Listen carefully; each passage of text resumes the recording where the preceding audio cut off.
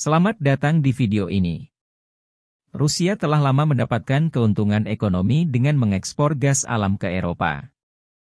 Namun, dalam beberapa tahun terakhir, Rusia telah mencari pasar baru dan pada tahun 2021 mencapai kesepakatan awal dengan Tiongkok mengenai proyek gas alam skala besar. Proyek ini diharapkan untuk berinvestasi lebih dari 13 miliar dolar dalam rencana pembangunan pipa gas alam sepanjang 2.600 km untuk menyalurkan energi langsung ke Tiongkok. Sesuai dengan rencana awal, proyek ini seharusnya mulai dibangun tahun ini dan diperkirakan akan selesai dalam waktu 4 tahun. Namun, diskusi baru-baru ini mengenai proyek ini telah menjadi agak rumit.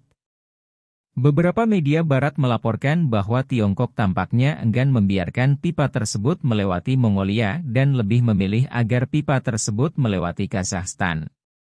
Jelas, pilihan ini membuat negosiasi proyek ini menjadi lebih berbelit-belit dan mungkin sulit untuk mencapai kesepakatan dalam tahun ini. Pertanyaannya, mengapa Tiongkok tidak mau membiarkan pipa tersebut melewati Mongolia? Selain itu, bagaimana kemajuan proyek ini sekarang? Seperti yang kita ketahui, sumber daya alam adalah keunggulan utama Rusia, terutama ladang gas alam di Siberia yang memiliki cadangan melimpah. Pada tahun 2011, produksi gas alam di Siberia menyumbang 40% dari total produksi dalam negeri Rusia. Namun, sejak saat itu, gas alam dari Siberia harus melalui proses transportasi yang panjang sebelum dapat diekspor, yang memberikan tekanan biaya transportasi yang cukup besar bagi Rusia. Oleh karena itu, perhatian Rusia tentu saja beralih ke Tiongkok, yang berbatasan dengan Siberia namun memiliki sumber daya gas alam yang relatif langka untuk memenuhi pertumbuhan permintaan gas alamnya. Pada awal tahun 2015, Tiongkok dan Rusia menandatangani memorandum mengenai proyek gas alam rute Timur Jauh, yang berencana membangun pipa gas alam Siberia. Pipa ini telah mulai mengangkut gas alam ke Tiongkok sejak tahun 2019, dengan volume transmisi gas tahunan sebesar 15 miliar kubik meter. Kementerian Energi Rusia mengumumkan bahwa mereka akan berinvestasi hingga 13 miliar dolar AS di proyek kekuatan Siberia nomor 2. Sesuai rencana, pipa ini akan dimulai dari Rusia, melintasi Mongolia, dan tiba di bagian timur Tiongkok, dengan panjang total sekitar 2.600 km. Bagian yang melintasi Mongolia akan sepanjang 990 km, bagian Rusia 100 km, dan bagian Tiongkok 1.600 km. Namun, hingga saat ini, belum ada kepastian mengenai dimulainya proyek tersebut, sehingga menimbulkan pertanyaan tentang apa yang sebenarnya terjadi. Pada awal Juni tahun ini, media Inggris melaporkan bahwa Tiongkok dan Rusia menemui jalan buntu dalam negosiasi mengenai proyek kekuatan Siberia 2. Masalah utamanya adalah ketidaksepakatan mengenai harga dan volume gas. Rusia merasa bahwa harga gas alam dan volume yang diusulkan oleh Tiongkok tidak masuk akal, sementara Tiongkok menuntut harga mendekati tingkat di Rusia setelah subsidi pemerintah. Dan jumlah yang dijanjikan Tiongkok untuk dibeli relatif kecil. Media Barat kemudian mempublikasikan laporan mengenai kebuntuan ini kurang dari sebulan setelah Tiongkok dan Rusia mengeluarkan pernyataan bersama. Jelas, ini bukan sebuah kebetulan, mereka mungkin mencoba menciptakan suasana opini publik yang tegang melalui laporan seperti itu, menyiratkan bahwa ada celah dalam kerja sama strategis antara kedua negara. Namun, proyek kekuatan Siberia 2 mengalami kendala, terutama karena Tiongkok dengan jelas menyatakan bahwa mereka tidak ingin pipa gas alam ini melewati Mongolia. Di sisi lain, hubungan Mongolia dengan negara-negara barat seperti Amerika Serikat dan Inggris semakin erat dalam beberapa tahun terakhir. Bahkan menjejaki kemungkinan untuk melewati Tiongkok dan Rusia serta membuka penerbangan langsung dengan Amerika Serikat. Sebelum melanjutkan lebih jauh, beritahu kami apakah Anda menyukai videonya? Jika ya, silakan klik suka dan bagikan, dan mari kita lanjutkan. Mongolia secara aktif menjejaki ekspor sumber daya mineral langka yang kaya ke negara-negara lain, yang tentunya telah membangkitkan perhatian dan kewaspadaan tinggi dari Tiongkok. Dalam konteks ini, Tiongkok perlu mengkaji ulang arah pipa kekuatan Siberia dan memasukkan faktor-faktor baru ini ke dalam pertimbangan keseluruhan. Mongolia selalu menerapkan kebijakan tetangga ketiga yang bertujuan untuk menyeimbangkan hubungan dengan dua tetangga utamanya, Tiongkok dan Rusia, sambil memperluas kerjasama dengan negara-negara lain. Karena peran Mongolia ini, hubungan antara Rusia dan Tiongkok menjadi semakin rumit. Kini, rencana pemasangan pipa kekuatan Siberia di Mongolia yang panjangnya mencapai 900 km menjadi kekhawatiran besar bagi Tiongkok. Tiongkok jelas khawatir bahwa jalur energi vital ini mungkin menghadapi risiko terputus di masa depan. Misalnya, jika terjadi perubahan politik atau diplomatik besar di Mongolia, jalur pipa ini bisa menjadi alat bagi negara lain untuk memberikan pengaruh atau bahkan mengancam keamanan energi Tiongkok secara langsung. Anda mungkin belum memahami sepenuhnya masalah utama yang dihadapi oleh pipa kekuatan Siberia.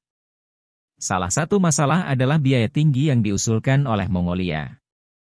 Menurut praktik perdagangan internasional, ketika pipa energi melewati wilayah suatu negara, negara tersebut biasanya membebankan biaya tertentu.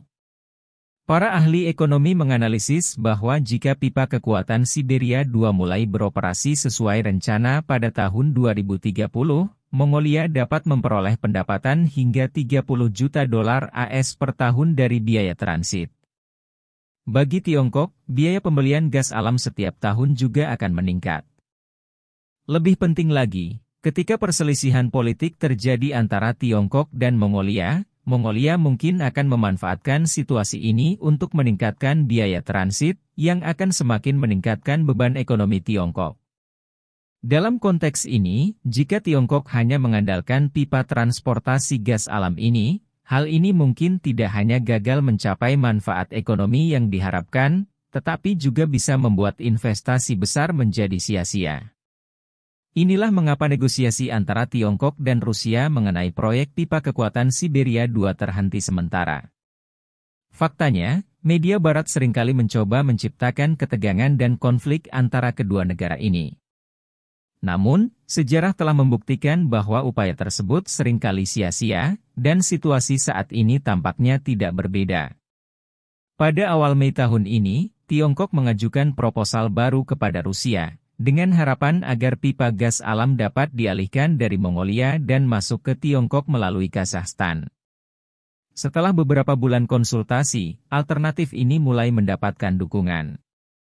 Menurut Duta Besar Kazakhstan untuk Rusia, Rusia berencana membangun pipa gas alam baru yang akan melewati Kazakhstan dan akhirnya mengangkut gas alam ke Tiongkok. Meskipun waktu konstruksi spesifik dan harga gas alam dari pipa ini belum ditetapkan, rute pipa ini telah disetujui secara resmi. Dari sudut pandang geografis, jika pipa ini melewati Kazakhstan, rutenya akan lebih pendek, sehingga tidak hanya mengurangi biaya konstruksi secara signifikan tetapi juga mengurangi kesulitan pemeliharaan. Proyek pipa kekuatan Siberia 2 ini bukan hanya kerja sama ekonomi antara Tiongkok dan Rusia, tetapi juga memiliki makna strategis yang penting. Minyak dan gas alam adalah sumber daya strategis yang sangat penting bagi setiap negara.